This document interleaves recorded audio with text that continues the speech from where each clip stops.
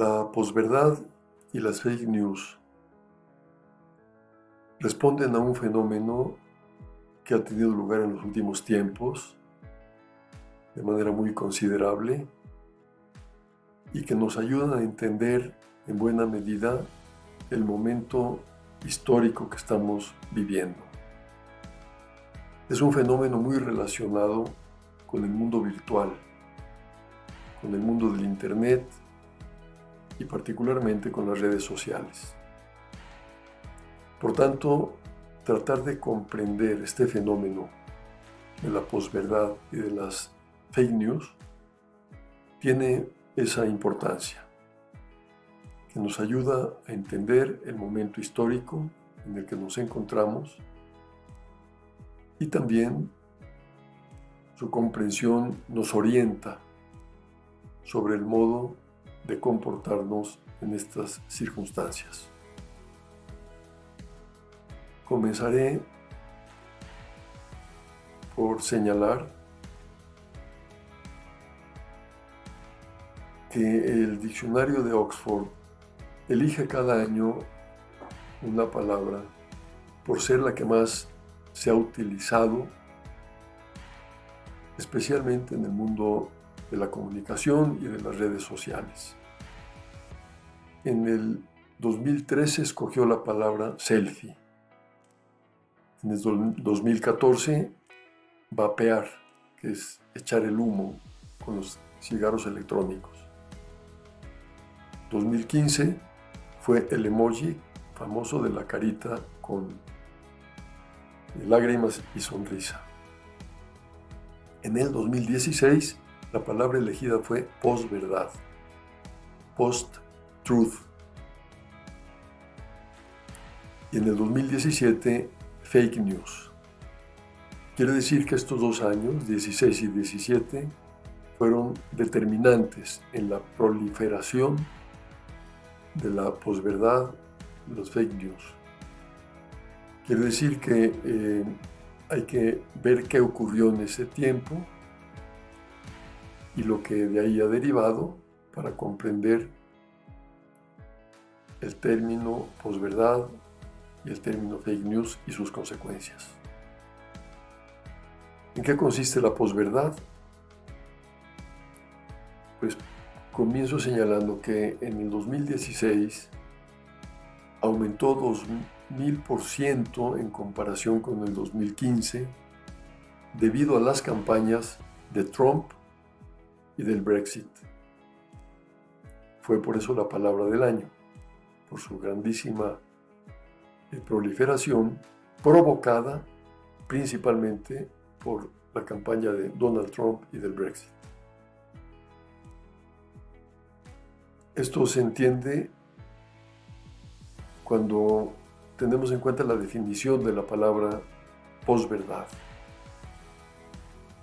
Significa, según el diccionario de Oxford, lo relativo o referido a circunstancias en las que los hechos objetivos son menos influyentes en la opinión pública que las emociones y las creencias personales. Quiere decir que los hechos objetivos tienen menos importancia que las emociones que se producen a partir de lo que ahí se transmite, y también menos importancia que las creencias personales, particulares. Dicho de otra manera, la verdad sobre los hechos reales, objetivos, pierde importancia.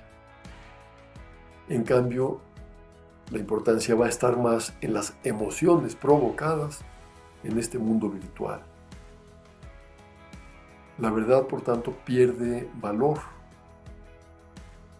Dicho de otra manera, las emociones y las creencias personales prevalecen sobre la verdad.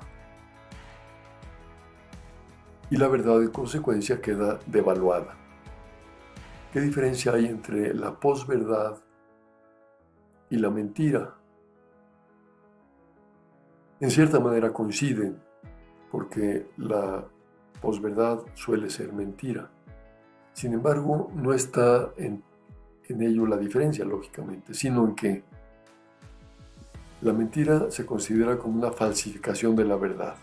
Y esto pues, ha ocurrido siempre y es algo que se considera o se ha considerado peyorativo porque es lo opuesto a la verdad, la mentira. En cambio, la posverdad hace más referencia al hecho de que la verdad resulta indiferente, resulta irrelevante.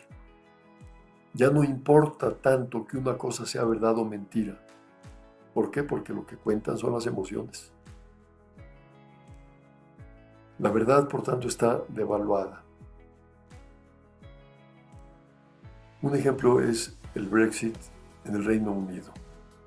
Los partidarios de salirse de la Comunidad Europea organizaron una campaña que consistió en buena medida en proporcionar cifras muy elevadas del dinero que se entregaba a la Comunidad Europea. Y el argumento iba en la línea de decir, en lugar de sacar del país esos recursos, invirtámoslos en los servicios de salud, etcétera, que nos benefician a nosotros. Una vez que ganaron las votaciones, reconocieron que las cifras que habían proporcionado no eran reales, que habían sido infladas,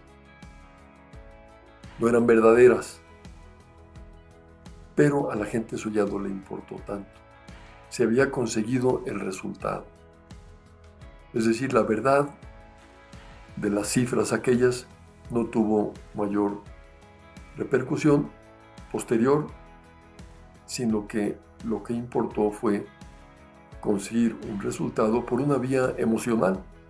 En lugar de apoyar a la Comunidad Europea, apoyémonos a nosotros mismos.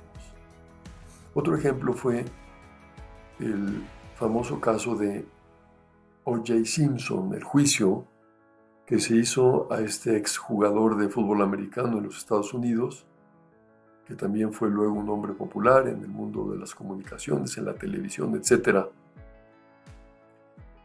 y a quien se le acusó de haber asesinado a su esposa. Cuando se hizo aquel primer juicio, que fue incluso televisado, se le llamó el juicio del siglo, la mayoría de los jueces eran hombres de color, igual que el propio Simpson.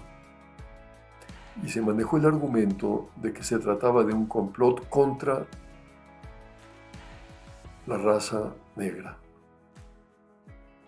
Esa argumentación tuvo una repercusión emocional muy fuerte en el jurado, al grado de que acabaron declarándolo inocente. Posteriormente se demostró en otro juicio ya administrativo que sí había sido culpable y se le envió a la cárcel, pagó la condena y salió posteriormente. Pero es interesante tener en cuenta que aquel primer juicio fue influido por la parte emocional, mientras que la verdad sobre los hechos fue relegada a un segundo plano. Ahí está pues cómo se puede ilustrar el tema de la posverdad como algo que está más allá de la verdad, algo en lo que la verdad importa menos que otros elementos como son las emociones. La influencia de las redes sociales en la posverdad ha sido muy grande, como lo voy a señalar a continuación. Hay que tener en cuenta que los hábitos informativos han cambiado considerablemente. Hoy en día, alrededor de 3.000 millones de personas, la mitad de la humanidad, consultan la red diariamente. Y los instrumentos del conocimiento y de la información influyen en la forma de pensar, en la forma de razonar. Quien está alimentado por las redes sociales, fundamentalmente, adquiere una forma mentis, una forma mental muy determinada por esa información que está permanentemente recibiendo. ¿Y cuáles son las consecuencias y características de esta forma de conocimiento procedente del mundo virtual? Pues una de ellas es el inmediatismo. No hay tiempo para reflexionar, para valorar las informaciones. Se reciben tantas que no se favorece la reflexión. Todo se tiene a la mano, incluso pues, el Internet nos permite obtener respuestas a cualquier tema prácticamente de forma inmediata, acudiendo a las fuentes que nos las proporcionan ahí en muy poco tiempo. Estamos acostumbrándonos por esta vía a no tener que reflexionar porque está todo dado ya en el Internet, lo cual genera superficialidad. La persona que no reflexiona se hace superficial, y si no hay reflexión y hay superficialidad, la verdad cada vez se hace más volátil. No se puede acceder a una verdad sólida sin reflexionar. La sobreinformación, otro fenómeno que ocurre habitualmente. Es demasiada la información que se suele recibir, con la consiguiente dificultad para procesar y discernir todos esos datos, todas esas noticias que se reciben, lo cual genera dispersión, dificultad para concentrarse. Y si no hay capacidad para concentrarse y la mente está dispersa, pues la verdad se oculta, la verdad se pierde, queda difuminada por ese exceso de información. Las fuentes se ponen al mismo nivel. ¿Qué quiere decir esto? Que puede ser una noticia proveniente de una fuente seria, que tiene una investigación detrás, y otra información que llega de la primera persona a la que se le ocurrió mandar la noticia sin ningún fundamento. Pero todo queda al mismo nivel, de manera que no hay facilidad para distinguir unas noticias de otras, las que son relevantes de las que no lo son, porque todo está en el mundo virtual puesto al mismo nivel. Con lo cual también, pues, la consecuencia va a ser la dificultad para discernir qué es lo verdadero, con la consiguiente confusión sobre la verdad. ¿Será esto verdadero o esto no? Pues acaba siendo un tanto indiferente. Las fake news son noticias falsas que ordinariamente tienen una intención, con ellas se busca algún objetivo, algún beneficio por parte de quien las difunde. En este caso, pues la verdad queda sustituida por la emoción. Veíamos el caso del Brexit, el ejemplo que ponía, como la emoción prevaleció sobre la verdad objetiva. La verdad, por tanto, ya no importa, importa el resultado pretendido, de manera que la persona que quiere conseguir un resultado se vale de las fake news para generar las emociones correspondientes que muevan a las personas a apoyarla en el resultado que pretende. El Observatorio de Medios de la Universidad de Indiana dijo hace cierto tiempo que no hay diferencia entre el número de compartidos en las redes cuando la noticia es verdadera o cuando la noticia es falsa. Se comparten igualmente. Las personas reenvían con mucha facilidad lo que reciben, sea o no verdadero. No hay un criterio de verdad que prevalezca para discernir lo que se tiene que enviar o lo que no se tiene que enviar. En un estudio posterior del MIT afirmó que las noticias falsas viajan más rápidamente, llegan más lejos y más profundamente a través de las redes sociales que las noticias verdaderas. Y esto pues es un problema serio.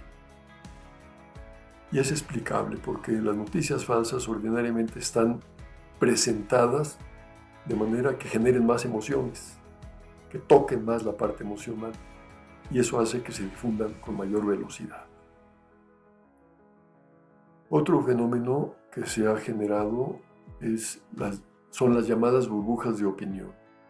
Se suponía que Internet iba a ser un instrumento para conectarse con formas de pensar muy diversas, enriquecer el propio pensamiento. Sin embargo, en la práctica es muy frecuente que los puntos de vista queden reforzados porque se relacionan entre sí quienes piensan de la misma manera y por lo tanto los propios puntos de vista quedan subrayados por aquellos que están en la misma sintonía, conectados con lo que uno está manejando en este mundo, lo cual genera un empobrecimiento en lugar de aquel enriquecimiento que se suponía que iba a generar el Internet. Y esto hace que mi verdad prevalezca sobre la verdad. Mi verdad es aquella que yo lanzo y que otros también aceptan y que no tiene a lo mejor el contraste de otros puntos de vista porque estoy metido en esa burbuja de opinión. La dictadura del clic, otro hecho concreto que consiste en valorar las noticias por el número de clics, de likes, de reenvíos que generan. Esto hace que, pues, por ejemplo, alguien que trabaje en una agencia de comunicación y se le valora su trabajo por el número de clics que consigue o de likes cuando lanza alguna noticia, pues busque la forma de aumentar esos clics y esos likes. Y normalmente las noticias falsas, como señalé hace un momento, suelen provocar mayores adhesión y mayores respuestas, lo cual ya no va a importar tanto que lo que se diga sea o no verdadero, sino qué tantos clics se van a conseguir mediante aquello que se publica, lo cual va a hacer que se publiquen contenidos llamativos y relevantes o divertidos, que atraigan la atención y por lo tanto la verdad queda otra vez ocultada. La verdad es lo de menos, ¿no? Lo que importa es llamar la atención de los usuarios. Pues esta es la realidad con la que nos topamos, vista en su parte negativa, porque ciertamente Internet nos ofrece beneficios muy grandes y bien utilizado el Internet es un instrumento de enormes ventajas que nos puede ayudar muchísimo. Pero aquí estoy subrayando sobre todo la conexión con la posverdad y las fake news. Todo esto que acabo de señalar trae consigo una serie de consecuencias que podemos llamar existenciales, es decir, para la persona. ¿Cuáles serían esas consecuencias en la forma de pensar y en la forma y la manera de vivir? Pues la desorientación. Si no se tiene acceso a la verdad, si ya la verdad se ha perdido, ha quedado devaluada, pues ¿cómo voy a orientarme en la vida, en los asuntos más, digamos, de fondo? ¿Cuál es el sentido de mi vida? No tengo respuestas porque no conozco la verdad. ¿Cómo puedo contestar a las preguntas fundamentales? ¿Para qué estoy aquí? ¿Cuáles son los valores que verdaderamente favorecen el desarrollo de las personas? ¿Cómo tengo que relacionarme con los demás para que pues, el amor crezca en función de la relación con otras personas? ¿Cómo tiene que ser mi relación con Dios? Son preguntas que no tendrían respuesta cuando la verdad ha sido devaluada o se ha perdido. Ahí está pues la gravedad de todo este fenómeno que estoy señalando. Yendo a lo concreto, a algo más concreto que es el yo personal, un efecto pues está en que quien vive en el mundo virtual acaba confundiendo su propia realidad con su pertenencia a ese mundo virtual. En otras palabras, la identidad digital se acaba poniendo por encima de la identidad real.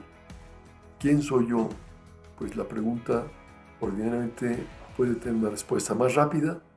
¿Quién soy yo en el mundo virtual, en las redes? No en la realidad, porque en la realidad quizá no sepa quién soy, si mi mundo está habitualmente dependiendo de lo que otros piensan de mí, de los likes que reciba, de las aprobaciones de la fotografía que se puso ahí, etc. Pues esto es algo serio, algo grave, perder la propia identidad, no saber quién soy yo en la realidad por vivir en un mundo artificial como es el mundo virtual. Otra consecuencia es el emotivismo y la sobreestimulación. Quien vive en este mundo digital pues está constantemente recibiendo estímulos que le sobreexcitan, que le sobreestimulan y le inclinan a actuar ordinariamente por vía emocional, por vía sentimental, de manera que su conducta va a tener más que ver con un criterio emocional: me gusta, no me gusta, me hace sentir bien, no me hace sentir bien, en lugar de apoyarse en valores que tuvieran un criterio racional. Se incurre pues en el sentimentalismo, en el sentido de que son los sentimientos los que mandan, los que prevalecen, los que determinan la conducta. Y esto pues produce desequilibrio. Ese exceso de estímulos va en la línea de generar pues poca estabilidad emocional. Quien ha perdido el rumbo de los enfoques más profundos de la propia existencia, ordinariamente se va a abocar a lo inmediato.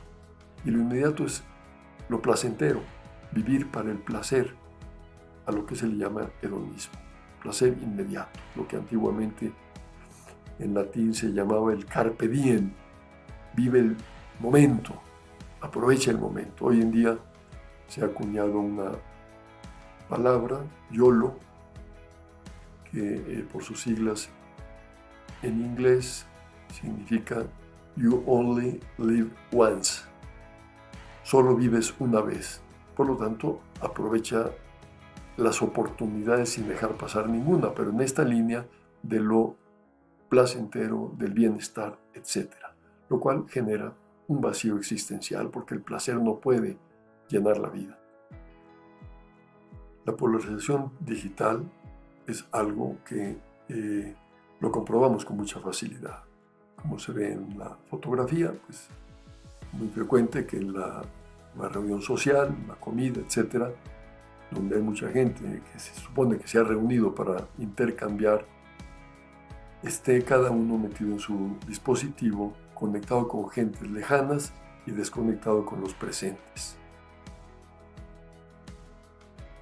Esta excesiva dedicación a las redes en todo momento, por lo pronto lleva a perder el tiempo, a descuidar otros ámbitos que requieren una atención más allá de las redes sociales, más allá del dispositivo, como puede ser el trabajo profesional, que se puede ver afectado, la familia, las amistades y la relación con Dios.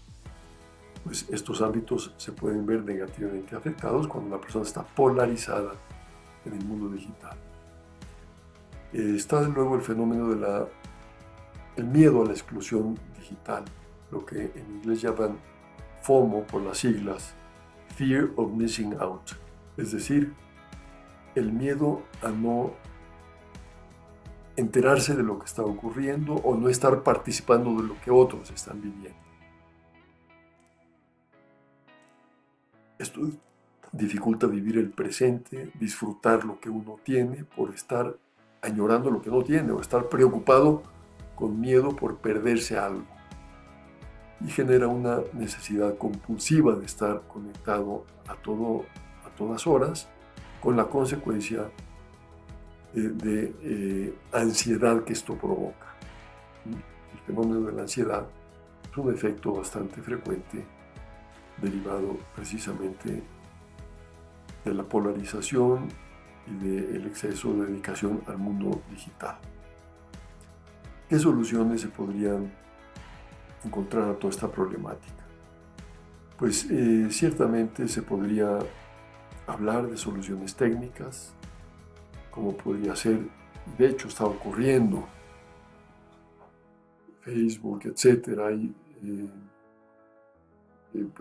muchos sitios que están tratando de sancionar, por ejemplo, las noticias falsas, de garantizar las noticias verdaderas. La iniciativa de Wikitribune, de tener un grupo de expertos que garanticen que aquellas noticias son verdaderas, el prestigio que pueden recobrar los medios serios, porque la gente tiene necesidad de conocer la verdad de las cosas. No es fácil que todo el mundo se resigne al fenómeno de la posverdad y de las fake news. Pues los medios serios pueden ser fuente para contrarrestar esta tendencia. Sin embargo, las soluciones de fondo son las que importan, y esas tienen que ver con medidas personales más que técnicas, y en definitiva se trata de tener una formación adecuada.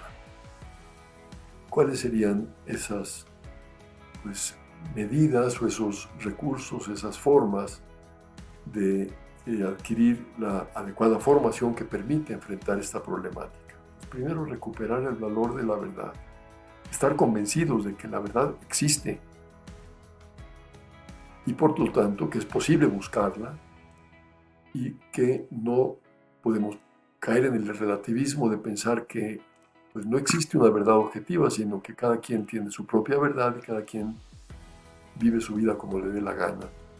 Pues es verdad que se puede vivir así, pero eso no lleva lejos. Conocer la verdad favorece una orientación que tiene un sentido en la propia existencia y que es posible buscar formando la propia inteligencia con la convicción de que sí existe la verdad. Después, fomentar la reflexión frente al inmediatismo, poner medios que favorezcan pensar para poder tener claridad de ideas, profundidad en nuestra vida, y esto lo podemos conseguir, por ejemplo, con la lectura de buenos libros, artículos que tienen estructura y contenidos valiosos que favorecen esa capacidad de reflexión. El diálogo también es un medio, un recurso muy oportuno para cambiar impresiones, ideas, enriquecimiento recíproco. El contacto con la naturaleza, otro medio que suele ayudar a la reflexión, lógicamente ese contacto dejando a un lado el dispositivo. Promover la ciudadanía digital, y esto diríamos desde la infancia. Enseñar al usuario, al niño incluso cuando comienza a utilizar el dispositivo, a no compartir cosas que son falsas, a tener un criterio responsable en el manejo de las redes sociales. Y desde luego, el desarrollo integral de la persona como idea de fondo, ¿no? Formarnos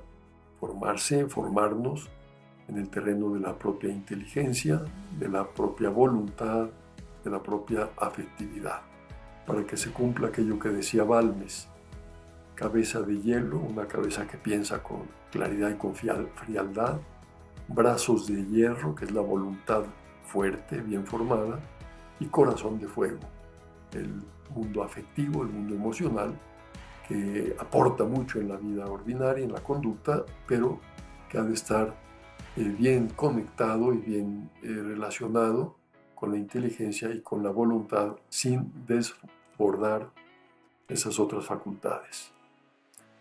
Y finalmente, atender la espiritualidad de la persona. Tener en cuenta que venimos de Dios, vamos a Dios, y por lo tanto que es necesario para el desarrollo completo de la personalidad tener una visión trascendente de la vida.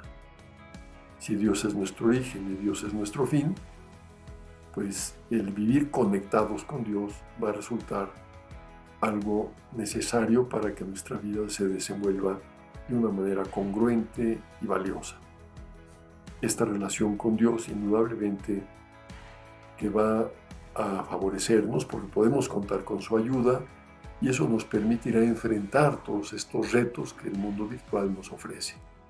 nos ayudará también no solo a evitar los problemas y peligros que el mundo digital puede generar o está generando, sino también a aprovechar adecuadamente los beneficios que el Internet pone a nuestro alcance. Pues muchas gracias y espero que este desarrollo de ideas nos ayude a tener claridad sobre estas circunstancias que están caracterizando el momento actual, derivadas en buena medida del mundo virtual y de las redes, y que se traducen en el problema de la posverdad y las fake news, algo que es claramente contrario a la naturaleza humana, que está orientada a la verdad y al bien, y que con una formación oportuna podemos enfrentar y podemos evitar que proliferen o se desarrollen como viene ocurriendo desde algún tiempo para acá. Invitaría a quienes han escuchado estos comentarios a asumir una postura positiva para no quedarnos simplemente en la actitud defensiva de ver cómo se puede evitar que proliferen la posverdad y las fake news, y en cambio sembrar la verdad auténtica, procurando en la vida personal y en la transmisión de las propias ideas ajustarnos siempre a la verdad objetiva. Gracias.